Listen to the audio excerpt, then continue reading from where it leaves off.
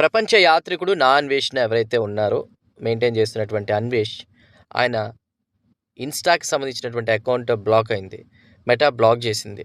So దీనికి complaint raise చేసినటువంటి ఎవరైతే ఉన్నారో వాళ్ళందరూ స్పందిస్తున్నటువంటి పరిస్థితి. కరాటే కళ్యాణ్ కూడా స్పందించి ఇన్స్టా అకౌంట్ మాత్రమే కాదు, అన్వేష్కి సంబంధించినటువంటి యూట్యూబ్ ఛానల్స్ కానీ బ్యాంక్ అకౌంట్స్ కానీ అటు వాటిని బ్యాన్ చేయాలి, అలానే వాటిని ఫ్రీజ్ చేయాలి, అకౌంట్స్ అవి ఏమైనా ఉంటే ఫ్రీజ్ చేయాలని కూడా ఆమె మాట్లాడడం జరిగింది. ఈ నేపథ్యంలో సజ్జనార్ని కూడా మేము కలిసి మాట్లాడతాం, సిపి సజ్జనార్ని మేము కలిసి మాట్లాడుతూ ఉంటూ కూడా ఆవిడ స్పందించారు.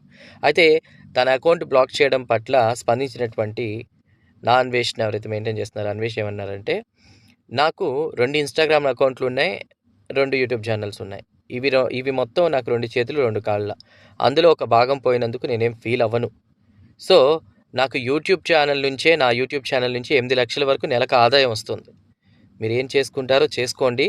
2026లో అంటే రానున్న రోజుల్లో మీకు ఈ బత్తాయిలందరికీ కూడా నరకం అంటే ఏంటో చూపిస్తానని, అంటే చేసిందే తప్పు, హిందువుల మనోభావాలకు సంబంధించి కామెంట్స్ చేయడం అదంతా కూడా అని ఆరోపణలు ఎదుర్కొంటూ కూడా అకౌంట్లు బ్యాన్ అవుతున్న నేపథ్యంలో అయితే క్షమాపణలు చెప్పకుండా, లేదంటే దానికి ఒక క్లారిటీ ఇచ్చుకోకుండా తిరిగి ఇలాంటి వ్యాఖ్యలు చేయడాన్ని, మరి నాకు ఫాలోవర్స్ ఏం అక్కర్లేదు, నాకు ఉన్నవాళ్ళు చాలు, నాకు డబ్బులు వస్తున్నాయని ఇలా మాట్లాడడం ఎంతవరకు కరెక్ట్? అలానే మరి ఇప్పుడు ఆయన్ని ఫాలో అవుతున్న వారు చాలామంది సబ్స్క్రైబ్ చేసుకున్న వాళ్ళు, చాలామంది అన్సబ్స్క్రైబ్ చేసుకున్న వాళ్ళు ఉన్నారు.